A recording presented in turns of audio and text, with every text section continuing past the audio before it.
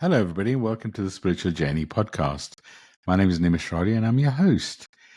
I always love starting the podcast by just saying thank you. I feel so very blessed with this podcast, with the impact it's having. I started it with just the intention of simplifying spirituality and guide people on their journey. I was very much led to it, and I'm so blessed and feel so grateful with the number of people it reaches, the messages I receive, and I feel very, very blessed with it. And just a quick intro for me. I'm an Akashic record reader, Akashic trainer, podcast host, podcast creator, a spiritual coach and mentor. And I love what I get to do. I get to guide people to be themselves, to become their authentic selves, to release the layers, to understand why we're here and the purpose, the gifts, and truly become authentic. And I really do feel like we've been pushed in a different sort of way right now. And I'm here for it.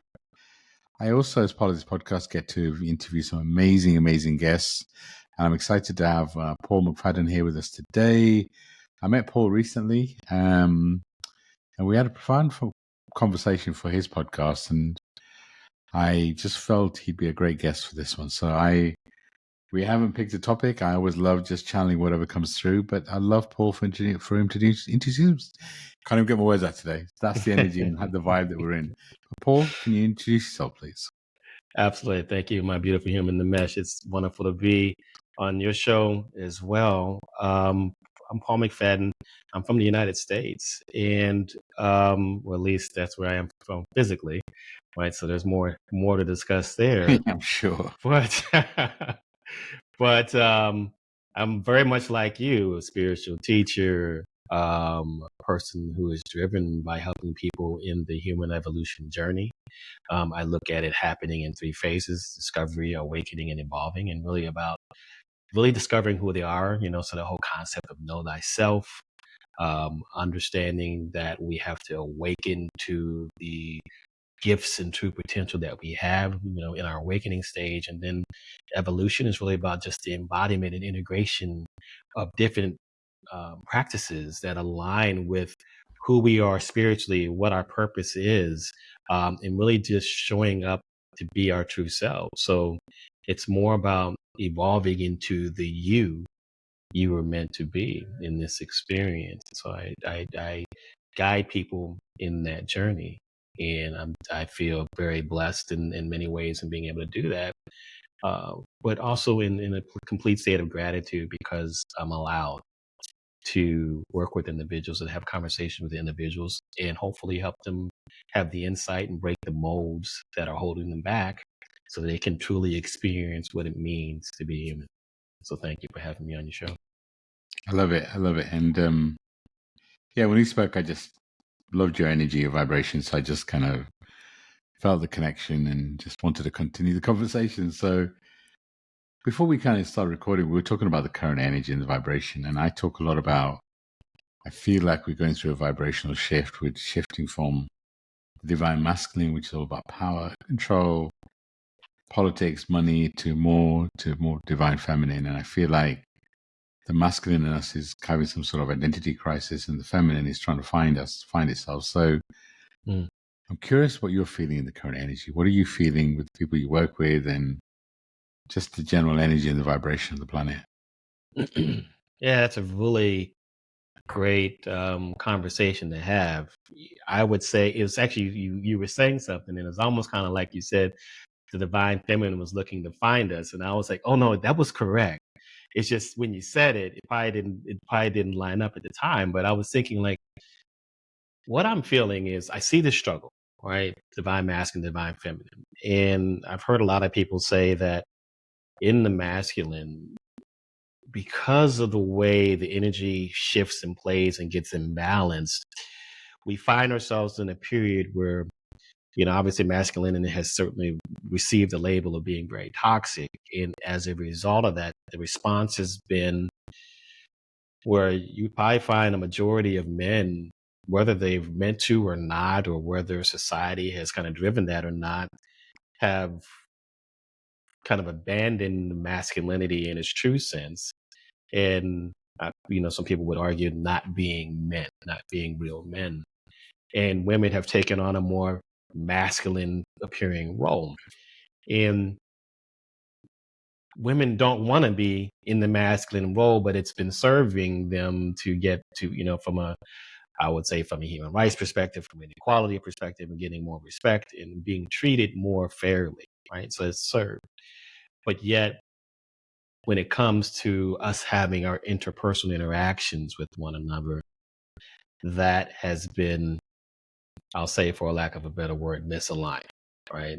There's an imbalance from a relationship perspective. But when I look at it, when I take a step back just from the relationships and just looking at how we are interacting with our society, and when we're seeing all this turmoil and discontent and disconnection, all the things that we're seeing are because of the imbalance in our energy. And I think what the struggle is that we're all trying to find ourselves. Hmm. and Very true.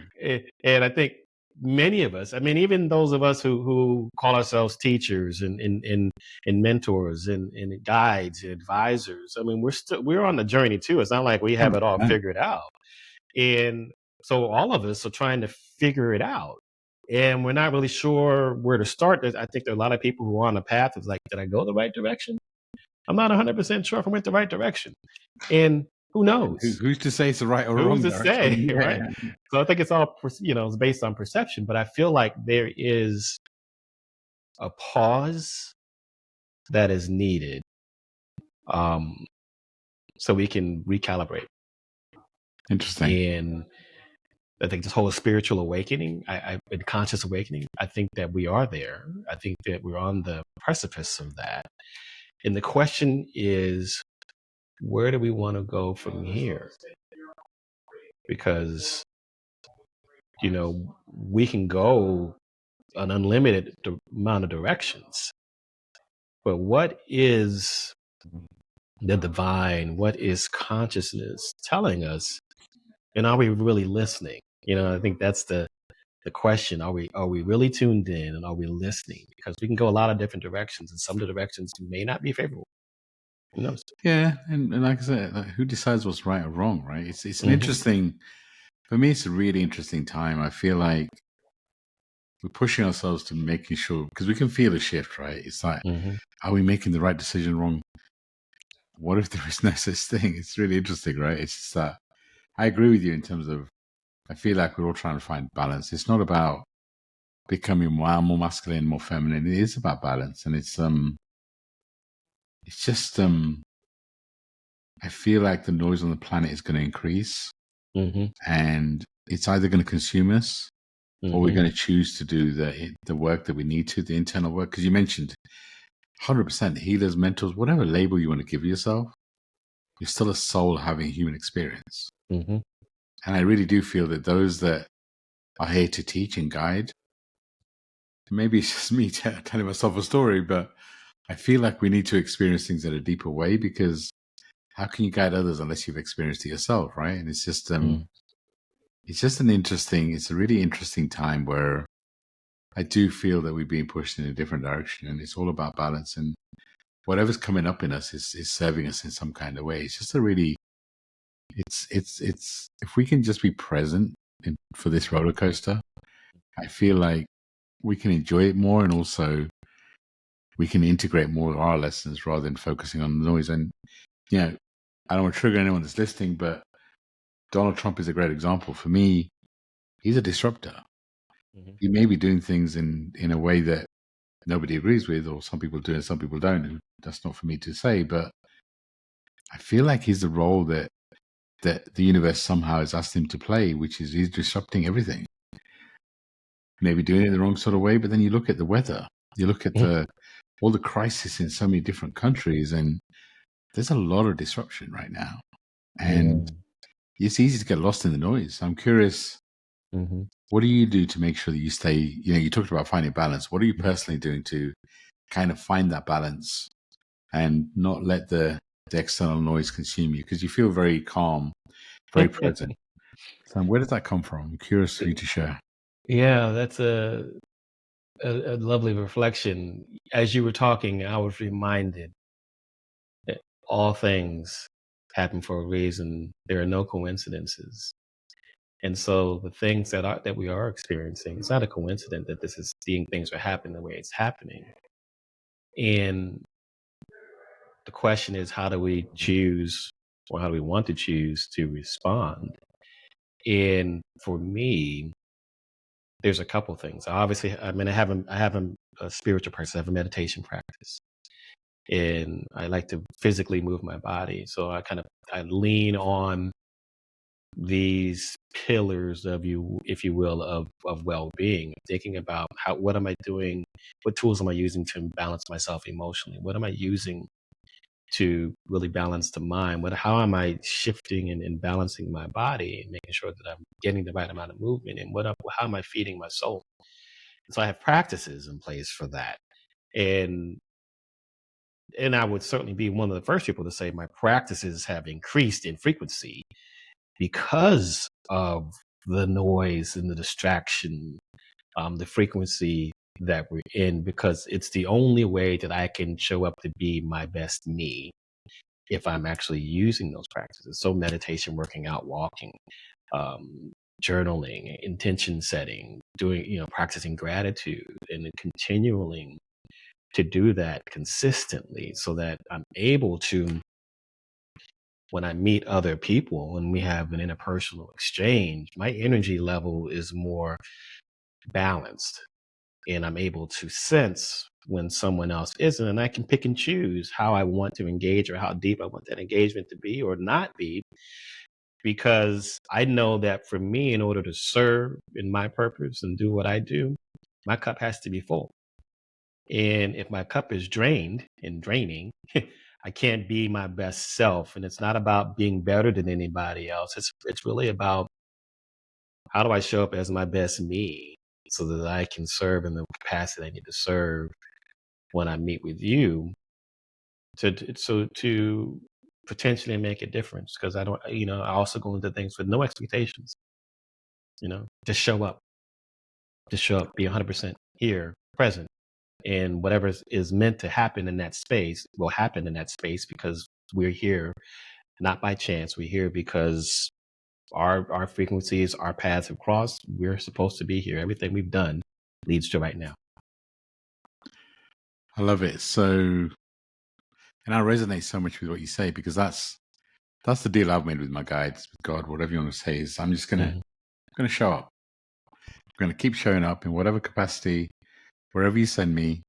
I'm gonna trust that you're sending me in the right place. I'm just gonna show up, because, mhm, and what that allows me to do, I always say my purpose is anyone I connect with, I want to leave them better than found them, and that mhm, allows me to do anything. It allows me to do podcasting. It allows me to do public speaking. It allows me to connect with whoever, right? And it just now, do I sometimes struggle with that? Yeah, maybe. But I feel like I've come to terms with, because I feel like it's our need to control mhm, and understand the change that's coming that stops us from embracing. It's really an interesting way, right? It's that everyone says that we love change. I love change. I love change. I would say we love change when we can see it coming, we understand it. mhm. When we don't see it coming, we don't fully understand it. It's uncomfortable. It's That's very what I feel comfortable. that we're facing right now. Is an uncomfortable change, Mhm. but I'm here for it. Mm. I love it because, like, when you think about what you just said from a neurobiological level, so I'm going to get all scientific for a second. We crave change, but we like things to be consistent. And so, like, when we're learning something new, we love the change. We love the whole idea of learning and taking in new knowledge. And many people do embrace change. Yeah, But like you said, there is a part of us that's like, we need it to be consistent. We need it to be predictable. We need some certainty on how it's going to happen. yeah. And if And we don't when? have that, and then when, right? So we need clarity and consistency and certainty, right? If we don't have that, then that gets in the way of actually embracing the change and for its novelty and all the excitement that it brings. And so even the best of person that I've encountered that embraces change, if you don't have it spelled out how it's going to happen, when it's going to happen, and why it's happening, they get just as dysregulated as anybody else. So that resonates Yeah, so much. I agree with you 100%. It's like, yeah, people say that, but then the rubber hits the road. Then what? yeah, and that's because it's interesting because as humans we're built for routine. Mm-hmm. You know, I mean, just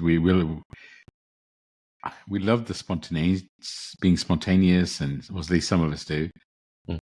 But inherently, we built for routine, like Monday to Friday, right? It's just Mm-hmm. we we're recording this on a Monday, and we talked about it before we start recording. It's Monday. You know, how does Mondays feel? And just some countries, Monday isn't the beginning of the week, right? It's just Mm-hmm. it's interesting when we really sit with it and understand our expectations. I feel like the rule book is being broken and kind of ripped into bits over the coming years. Mm. I'm here for it. I feel like over the coming years, we're going to learn so much about ourselves, and I feel like every soul that's here right now has chosen to be here. Yes, yes, I 100% agree with that. It's the year. Well, this is probably the year, but I think moving forward, it's the time to break molds. We've been Yeah, so entrained by our societies and different cultures as we've all been getting to this point. And what's interesting about it, when you start looking at it more, I would say broadly, or even spiritually, or just outside of this space, time space, we're on a planet floating in infinite space, oneness, drawing yeah, boundaries, fighting about stuff, all in this conflict. And it's like we're in this vast universe, this vast sea of openness, oneness, all this stuff. We're just a speck in the yeah. reality of all of it. And yet, all this turmoil, all this conflict, all this polarization, all these things that we're experiencing, in the grand scheme of things, don't even matter. Yeah. But here we are. Yeah, it's true. And that's not to say we're not important. It's really an Mhm, interesting because I agree. I feel like we're all part of one, right? We're all part of one mhm, energy, one. It's like and we're all co-creating, and everything's connected, and you know, but everybody's role is just as important as everybody else's. mhm, It's just an interesting. Are you important? Yes. Are you as important as you think you are? Maybe not. maybe not. And who's to Mhm, say, right? It's mhm, just But I mean, if we can stop and not take ourselves as serious, mhm, then if we remind ourselves we're a soul having a human experience, and that means you've got to have the human experience. If you're in pain, experience the pain. mhm. If you're feeling love, feel the love, but know that you know pain is inevitable, suffering is optional. So just because sometimes we stay in painful situations, right? It's such an Mhm. interesting, joyous. And is it a joyous time? That's another interesting. I mean, Is you it a look at the last joyous few time? years. Yeah, I mean, who could have predicted COVID, right? Who could have predicted lockdown and all of anything that's happened in the last few years?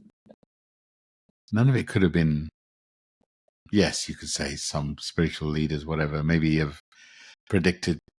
Uh, so many people have felt this change that's happening right now, but Mhm. what form it looks like, who knows? Yeah. And does it matter?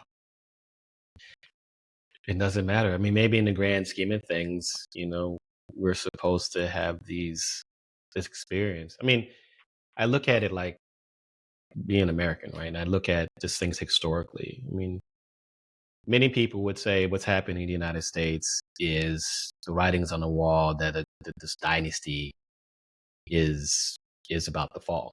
Kind of like the Roman Empire, you know, Chinese Empire, empires from the past. And so it's inevitable that this is happening. And looking at it from the outside in, yeah, the writing seems to be on the wall that that's going to happen, and it's just part of that cycle. There's been maybe 5 or 6 great cycles over the last few thousands of years, um, and this is meant to happen this way. The question is, what do we do with it once it happens? Because it's kind of like this whole technology movement. I mean, you start thinking about AI and all the quantum computing and all that. That stuff's going to happen. What are you going to do when Yeah, it's here? You're not going to stop the train.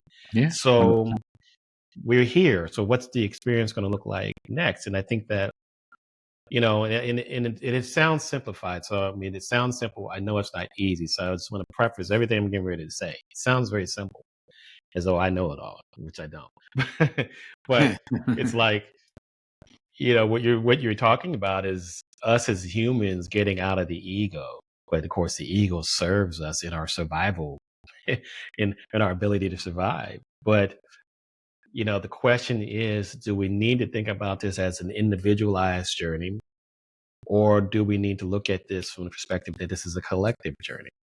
And I think that right now, where we're struggling is we want it to be an individualized journey. I want it to be my journey. You need it to be your journey. And, our journeys don't really have they're independent of one another, but are they really? And I'm of the mindset now that I feel like maybe it's not meant to be an individualized journey. Maybe it's not meant to be that way. Yeah. And maybe that's why we're in the spot that we're in now, because we've somehow got off track and got into this space where this became an individualized journey. And some people, I don't know, were more lucky. I don't know, but we just had a different experience. I mean, I hear people say all the time, I don't know how this person got what they got out of life, and I'm still over here struggling. And I'm always reminded to say, hey, but that's their blessing. That's not Yeah. yours. Your It's their blessing is journey. different. That's their journey.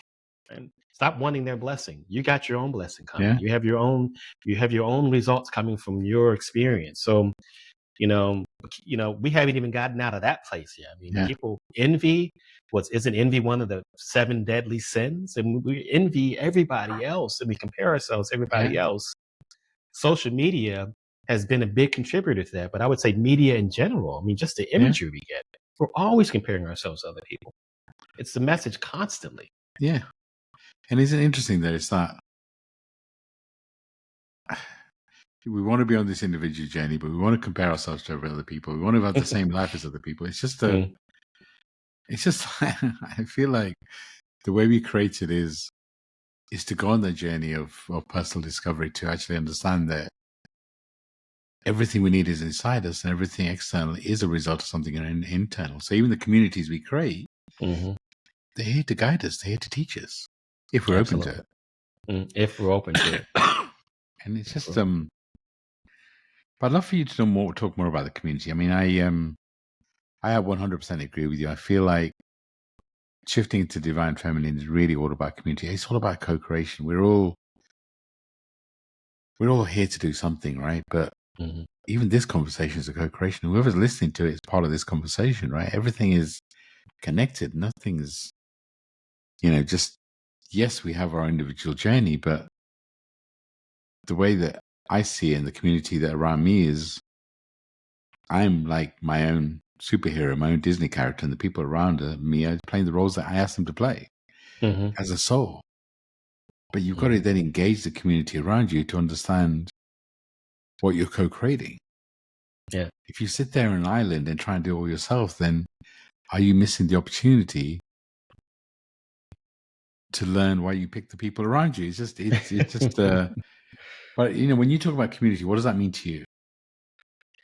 Well, when I think about community, and of course, my definition of this has shifted over the years, and actually, really much over the last, I'll say, even the last 3 months. But Nice.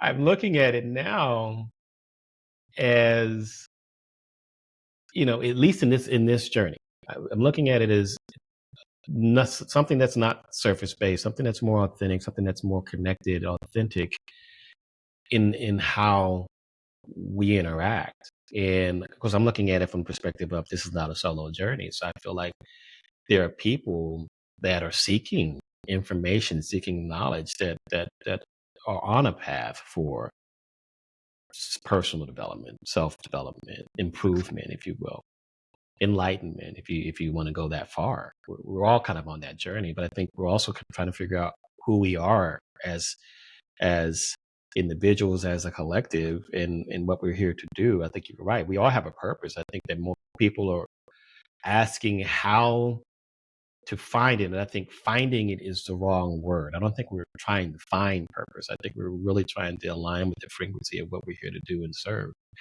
And so it's more about aligning with the frequency that we were meant to be on versus what we have chosen, you know, potentially before we were born into this existence. And I do believe that we choose the experience. I do believe that we sometimes make soul contracts with other souls in the experience. Hey, I'm going to come across your frequency and we're going to see each other. I don't know how that's going to look, but what it's going to mean, but we're going to know somehow innately.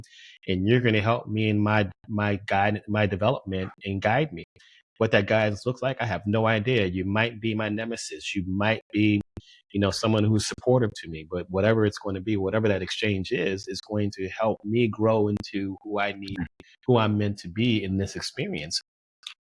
And so when I look at the community, like I love what you said. You got to think about who's around you and how does that impact the experience you're having? Because we've heard many people say that be careful who you surround yourself. If you want to be a millionaire, you got to surround yourself with millionaires. You can't surround yourself around broke people and expect to become a millionaire. I mean, I'm just using that as an example, but it's like that's true. If you want to be someone who is a knowledge seeker, someone who is very in tune with personal growth, you can't surround yourself with people who are so close minded to that you can never even pick up a book and actually ask a questioning curiosity. So, because you will never grow in that space. So, your community is just as important as what you believe about yourself. And many of us spend waste a lot of time trying to cultivate something that's not there.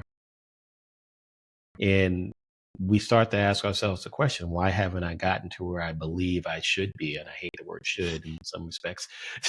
Where should you be? Who Yeah, knows? who decides that? Who decided that? And if you want to believe you are the creator, then you decided that. So if you're not where you were meant to be, you made choices that Yeah, didn't align with where you wanted to be. So again, you know, we have to take a little bit of responsibility for that. And that's a hard pill to swallow because if I'm the creator and I didn't create what I envisioned I had for myself, the only person I can blame is me. but how powerful is that? If you created your environment, you're not happy with it, you can get depressed, you can get frustrated, or you can also see the power in it. Hold on. Mm, If I created the world around me and I'm not happy with something, it means that you have the power to change it. right. And what do you focus on? Do you focus on the fact that you're not happy with the community, or do you focus on the fact that you can do something about it? Right. And I think with where the community comes in when we're stuck in that space, because I think it's the realizing that, but then it's the how do I change it, right? Yeah. And if we've never had that experience, while the answer might be within, if we've never had to go within to find it or obtain the answer, it becomes a challenge on how do I do that? And Yeah. But I feel if we're open to it, mhm, that's the first thing, is absolutely. knowing that you can change it. Because without Hmm. that, Yeah, without that, you're kind of stuck in the water. Blaming everybody else and everything else around you yeah. for your predicament. And that's not to say that things don't happen to people, but I also feel like, life is not just this thing that's happening to you. Life is something you can create. Yeah. And you, and part of it's just working beyond the fear of change. It's beyond Yeah. the fear of getting uncomfortable, of beyond the fear of asking for help. There's so many things that are a good second step. I see it, ask for help. I see Yeah. it, you know, let me evaluate how I got here. It Yeah. doesn't matter, but it's like, but take the next step. But it's those asking those questions, right? And it's being Mhm, open to, and even your community. It's just, I mean, millionaires are interesting, but it's more, are the people around you allowing you to be you? Are they giving you a space mhm, to hold your energy and to become authentic? mhm, And as we've gone through so many shifts, have you changed your community? Have you kept them same? mm, Have you mhm, been open to new people coming into your world? What does that look like? It's just, for me, it's time to ask a different sort of questions. It's that, is there so much wrong in the planet? Yes. But if you get lost in that, what if everything's exactly how it should be? Yeah. Nothing is missing. And we are Nothing's doing. exactly where we're meant to be in this moment. And if we're unhappy with it, that's exactly, but we're having a human experience, so don't bypass it. Embrace it. Mm-hmm. What does it mean? What is it here to teach you? What's It's it here like to I said, teach it's you? an interesting time. Even with communities, I feel like we're all shifting, Mm-hmm. and maybe we need a different community. Who knows? Yeah. One thing, I tell people to ask themselves, particularly about their communities, does your community see who you are? Powerful. Can they hear you? Can they hear your voice? And when you start evaluating these things, is the community serving you? And if the answers to those things are no, then it's either time to find a new community. Maybe it's time to create the community that you're meant to be in. And that might be choosing new members of your community, or attracting new members or whatever that looks like. But it's hard to come to those questions if you're not sure about who you are. Yeah. Yeah, it's interesting. Who are you? Who am I? It's it's an interesting journey of discovery, right? And it's just Mm. but starting with yourself and not comparing is so important. You talked about it earlier. It's so powerful. Paul, I'd love for you to talk about your journey. I mean, you've obviously who decides whether you've been through a lot or not. That's just, but you've clearly been on a journey, and anything you want to share about kind of your journey and where you are right now, maybe help people who are on the journey themselves. Yeah, yeah, absolutely. I'd be happy to share that. You know, I, I think that everybody grows up as children, different experiences, and that and I as much as I believe that that's a big part of our development in the programming that we have as we become adults. I think that there's awareness that's developed around whether or not we like the person that we are. And sometimes something traumatic has to happen. Sometimes we have to experience loss in relationship, loss of a loved one. Something happens to us where we come to that epiphany or come to that awakening. For some people, that happens later in life, and for some people, it happens early on. But for me, there were things that, I used to label as the dream killers. And I've had a couple of those experiences in my life where I had certain dreams, something happened, and then I didn't attain the dream that I thought that I needed to have. And but somehow I was able to get through that through resilience, through own perseverance to get to another place, right? And that's part of what we all do. Sometimes we adapt and we have an experience where we grow, maybe. But I would say the most profound shift in me happened, this must have been back in 2016 when I thought that I had persevered through all of my past experiences in a way where I felt like I was in a more successful, quote unquote, successful space relative to me. And I was invited to speak at this global institute that was for Fortune 100 leaders in companies in the United States, well, actually, just Fortune 100 leaders, period. And in that process, I got to meet a gentleman who asked me some pretty profound questions. It wasn't it didn't seem as profound at the time until after I started going through the experience. But he asked me, he said, Paul, what are the two most important days in a human being's life? And do you like math? Do you like mathematics? And so I chuckled at this question. I was like, do I like mathematics? And this other thing. So I like mathematics actually, but mathematics was my strong point. So I said, teach me the math first. So he teaches me he gives me a number, 29,200. He asked me if I knew what that meant. At the time, I didn't. I know now. And he said, okay, well, I want you to take your age, multiply by 365, and you're going to get a number.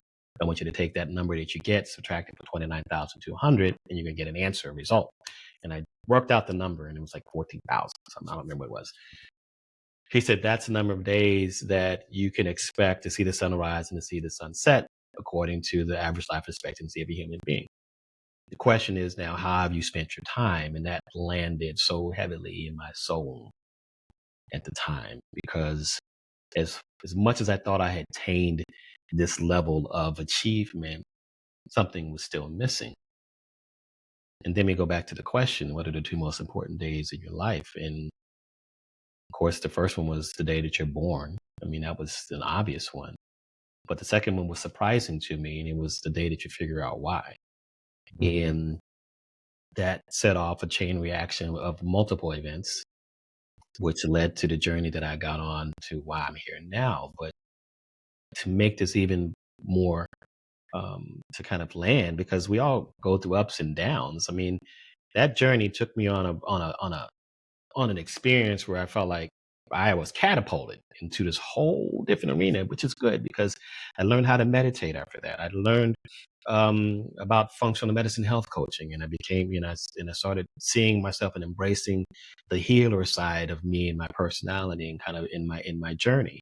I started experiencing, started embracing more of the spirituality, and all that was also helping me create more, which was a beautiful thing. But I think the most profound thing that happened to me was something that was more of a spiritual experience. And I happened to have a conversation with a spiritual medium. And I was taken back to 2005. And the story goes like this. So my father's mother and was someone who was not very close to my family. She gave my father an ultimatum when I was maybe 1 or 2 or something like that. And he had to choose between his family or his mother. And there's a whole history and long story behind that, but he chose his family. And as a result of him choosing his family, she ostracized herself from the family. So I didn't grow up knowing her. And as a result of that, there became a lot of resentment, a lot of frustration, a lot of anger, if you will, for many, many, many years. She kept tabs on us, but we never had an interaction. Fast forward to 2005, I'm in my 30s, and she reaches out to me and my siblings, and I refused to have contact. I was still bitter. I was still resentful. I was still angry, and I refused. I didn't allow her to engage, and ultimately she passed away. And there was a lot of regret at that point. And I went to her funeral with my father and my and one of my sisters, and we were the only three that were there. Now, unbeknownst to me at the time, I learned that she was a pioneer in the military. She was an Army field nurse during World War II, and she was the first African American field nurse that was actually decorated. And so she got a 21 gun salute at her funeral. And in military funerals, the closest person in the family sits in what's called the red seat, the hot seat. All the other seats are blue. And they do the ceremony, they do 21 gun salute. The the honor guard comes out, they fold the flag, and they hand the flag after they fold it with this very precise ceremony to the person in the red seat. Now, I'm former military, so I knew exactly what was going to happen when this all occurred. And I was in the mindset, my father needs to be sitting in this red seat. Why am I sitting? Why did I get forced to sit in this red seat? Because I did get forced to sit in the red seat.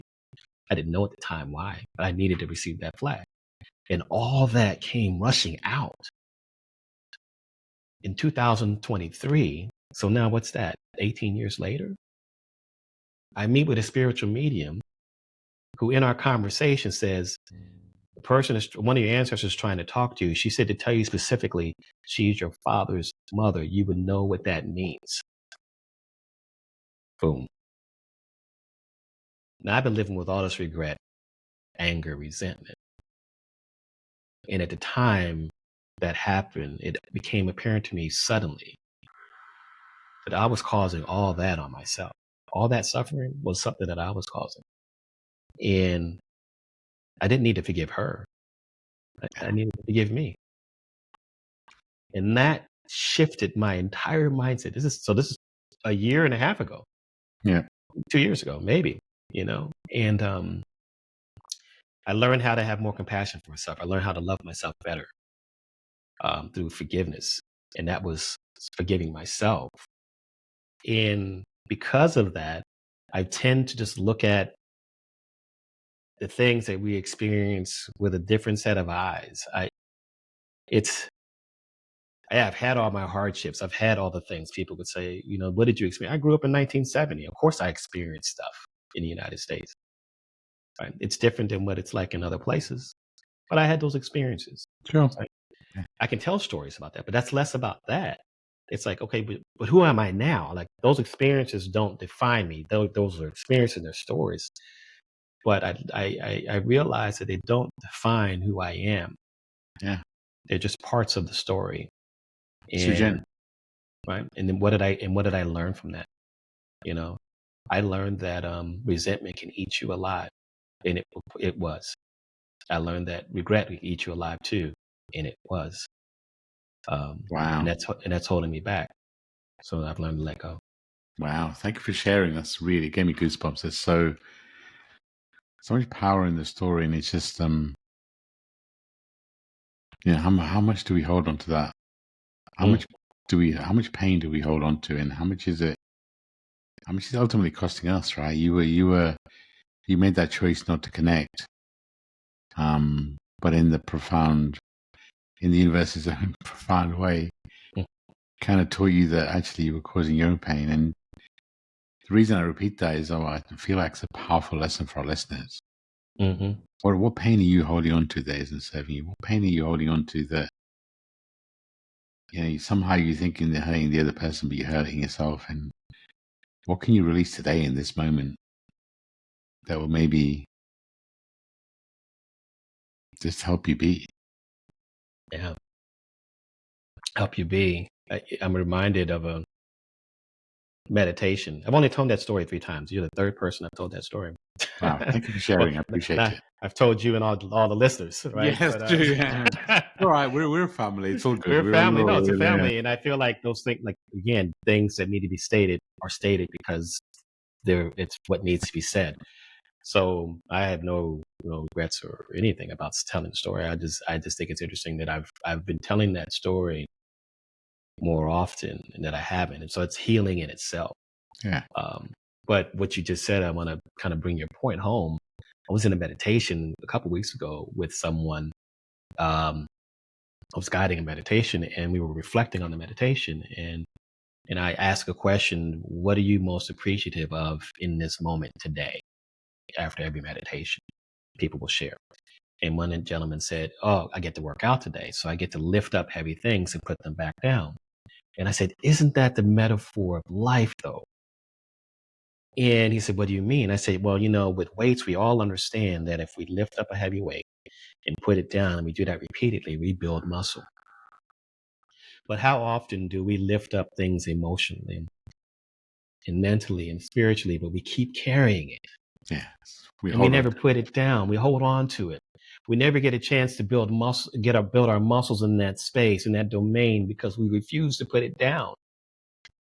Maybe we just need to put it down. Yeah. And then lift up the next thing and put that thing down too. And lift up the next thing and put that thing down. And maybe you'll get stronger emotionally, mentally, and spiritually if you just learn to put things down." Wow. I mean, you make it sound so simple, eh? I know, right? but maybe it is. I mean, Maybe the it is. human journey sure can be up and down, and there can be a lot of emotion there, but it always starts with intention. Hmm. If your intention is to let it go, then I feel like that medium that you found, you want to find that medium if you hadn't done some of the pre-work and you were ready to release it. Hmm. It There's a took me a divine time year. into things, right? It's that Hmm. intention, and it's just, if you're open to it, then the universe, when the student's ready, the teacher will show up, and it's just, That's right.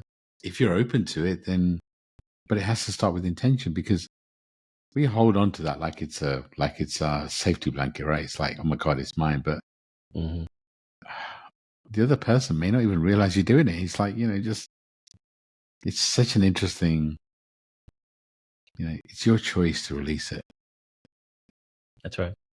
And That's right. if we've been holding on to it for years, I get it. It's not easy to let go, right? It's become part of your DNA, but maybe it is easy. Who knows? Who decides what's easy or hard? It's just, but But I do feel honored. Thank you for sharing your story. That story, it's powerful. Thank you. Yeah, the human experience is so interesting. So, Paul, I'd love for you to talk about what are you doing now? If people wanted to reach out, wanted to engage, what does that look like?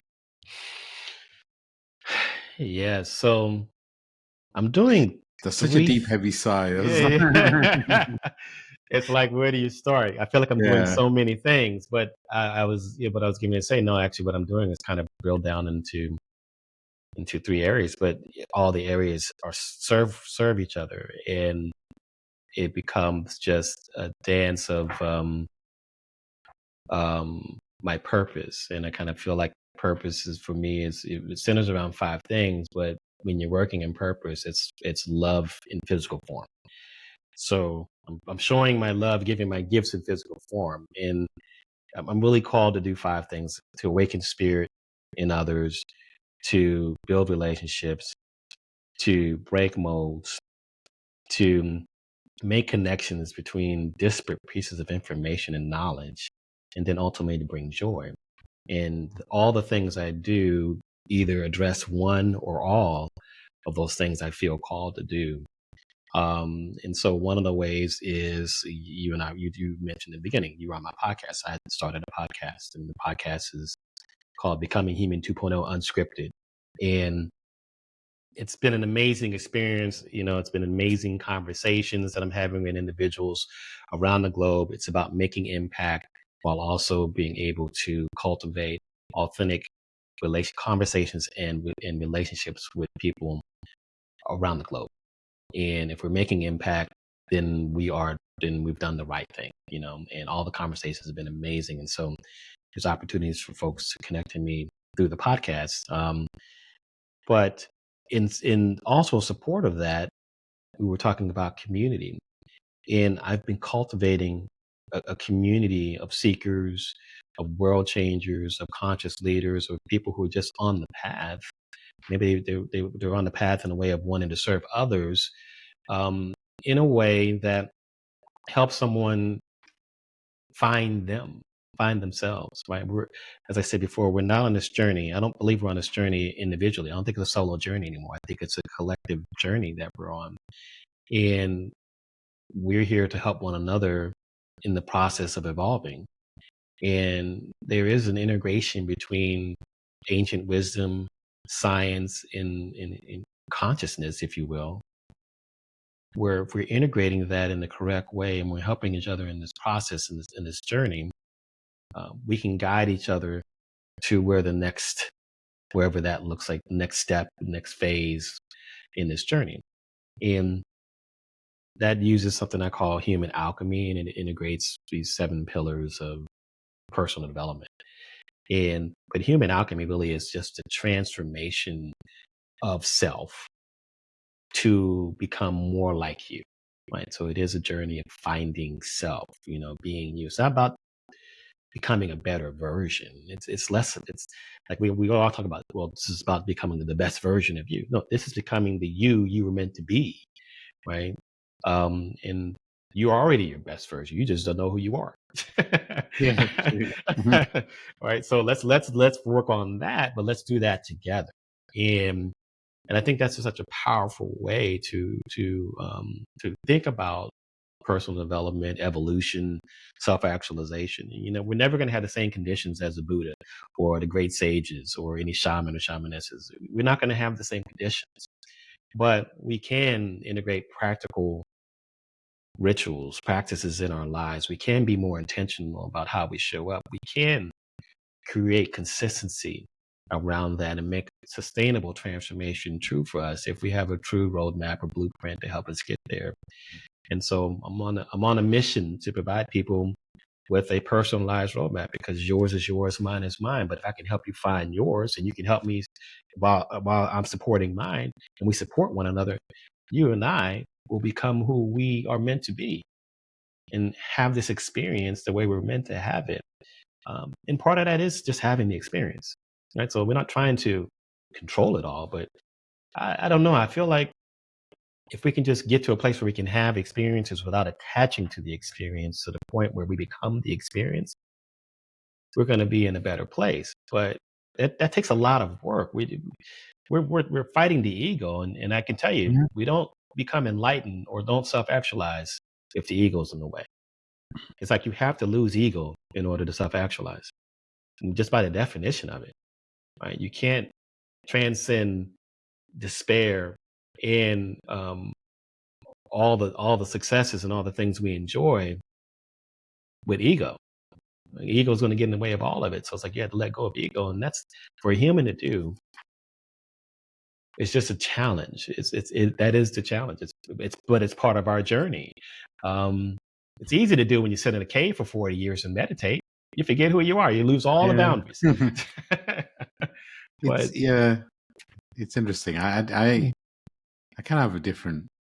So I feel like all parts of us are important. So it's just like a lot of people talk about the death of ego. For me, ego's trying to keep you safe. It's earth guide only, right? It's trying to, doesn't want you to change, doesn't want you to. And so for me, it's not about letting go of the ego. It's about letting the ego have its space, but letting the ego know that you don't need to protect it. It's kind of like, it's just trying to do its job. It's just, but for me, this journey isn't really about just the human part, right? It's like, I feel like there's two parts. Well, there's more than two parts, but it's like the spiritual self, which is ready to go, really excited about it, and the human part, which is partly the ego, wanting to stay the same, wanting to, and it's just, I feel it's like embracing all parts of you, and every part of you has a role to play, but I feel like we let the ego control us. And I agree. that's what I feel we need to, because it's that, but also the ego is trying to control us because we're letting it, and there's power in that, right? There's power in that. There's a lot of power in that. So, Paul, I feel like I can talk to you about this sort of stuff for hours. It's such an easy conversation, and but as we close out, I'd love for you to share any wisdom, any final bits of wisdom that you want to share, and also if you have a journal prompt that allows people to go deep on their journey, I'd love to hear it. Absolutely. Some knowledge. I think that we're all here now in this moment because of all the things that we've experienced. Whether we categorize those things as good or bad doesn't really matter. We needed to have those experiences to be here right now. Folks are listening to this now because of everything that's happened in their past. Right? Folks will continue to listen to this episode or these conversations because they're meant to be where they are right now. And so I think it would best serve us if we stop demonizing the experiences we've had and stop belaboring what could happen in the future and just focus on being here right now, because this is where true change can happen. This is where true growth can happen. This is where we can be most like ourselves in this moment right now. In a journal prompt. I like the journal prompt of kind of piggybacks on that. I've done a lot of gratitude practices and intention setting practices and things of that nature, but I like the prompt that I use for myself. Instead of what I'm most grateful for, and kind of leaving it that question, I'm like, what am I most grateful for? What I'm most appreciative of right now in this moment? Because that changes day to day. Because this moment changes. Yeah, I love it. What are you most grateful for in this moment? For me right now, I'm grateful for this conversation. I'm grateful for the openness of it, the energy and the vibration. So thank you. Thank you for sharing so openly. I will include all your links and stuff in the show notes, so please do reach out to Paul. Also, take time to listen to his podcast. I'll be appearing there at some point, and I feel like the conversations are connected, so please do listen to both. And thank you, Paul. Thank you for this space. Thank you for sharing so openly. I'm sending you so much love and light. Sending all the listeners so much love and light. Ride the wave. Be present. enjoy the journey. And Paul, I'm going to hand it over to you to close us out. Well, thank you, Nimesh.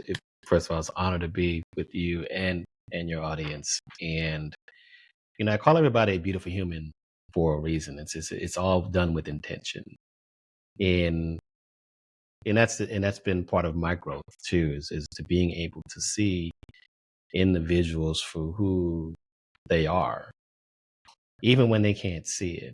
And I use beautiful human as just a way to describe this experience that we're in right now in this physical form. But I see you. I feel the energy of the collective. I know there's room for us all to grow. It's just a matter of us taking the time to become aware of that and to ask ourselves the right questions and making a choice. And let's just grow together. And so with that, I thank you. And I do hope that there's at least one nugget here that I'm the sure. listeners will take away and apply to their life and become more like you. Thank you. Sending everybody so much love and light. Bye for now.